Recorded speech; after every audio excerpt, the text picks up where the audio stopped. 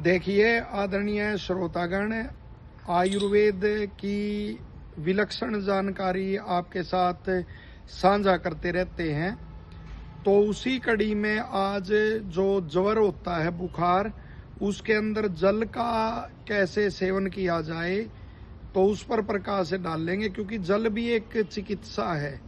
यदि उसका विधिवत रोग विशेष में पान किया जाए तो वो भी फिर रोग के शमन में और वो रोग के ठीक करने में वो औषध के साथ ही बड़ी महत्वपूर्ण भूमिका निभाता है।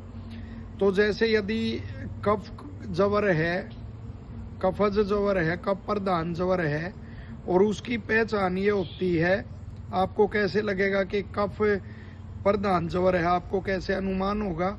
तो उसमें शरीर में भारीपन, निद्रा, तंद्रा और अरुचि, भोजन में अरुचि होना, तो ये लक्षण उसके होंगे।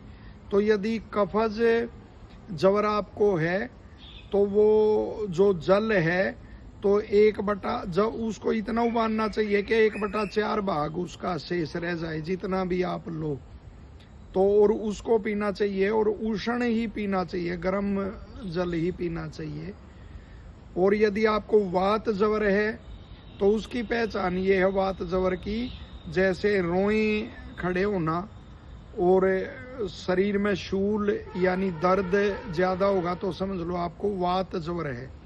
तो उसमें जितना पानी लो उसको इतना उबालना चाहिए कि वो 1/2 शेष रह जाए, और फिर उसका भी उष्ण ही जलपान उसमें करना चाहिए वात ज्वर में। और यदि पित्त ज्वर आपको है तो उसकी पहचान है, उसमें दाहा और प्यास आपको लगेगी, आंखों में पानी आएगा और लाल हो जाएगा चेहरा, तो समझ लो आपको पित्त ज्वर है। उसमें 3/4 भाग शेष रह जाए कुल जल का, इतना जल जो लिया है, तो इस तरह से उसको उबालना चाहिए और फिर उसका ठंडा जलपान उसमें से करना चाहिए। ये नहीं कि फ्रीज में रख कर उसको ठंडा कर रहे हो, नहीं। श्रित शीत उसको बोलते हैं, जो बर्तन है आपका जिसमें वो गर्म किया है, तो वो बर्तन भी जब ठंडा हो जाए हर तरह से, तो उसका अंदर का जल भी ठंडा हो जाता है, और उसको ढक के और फिर उसका ही जलपान वो करना चाहिए, शीतल जल का ही, उसमें ठंडा जल का पान करना चाहिए इसमें पित्त ज्वर में। और रोग विशेष और अपनी प्रकृति के अनुसार उसमें उबालते हुए सौंफ भी डालते हैं अनेक अवस्थाओं में, वो भी बड़ी लाभदायक रहती है। वरन जैसे ये बताया आपको, इस तरह से ज्वर में जलपान करना चाहिए या करवाना चाहिए।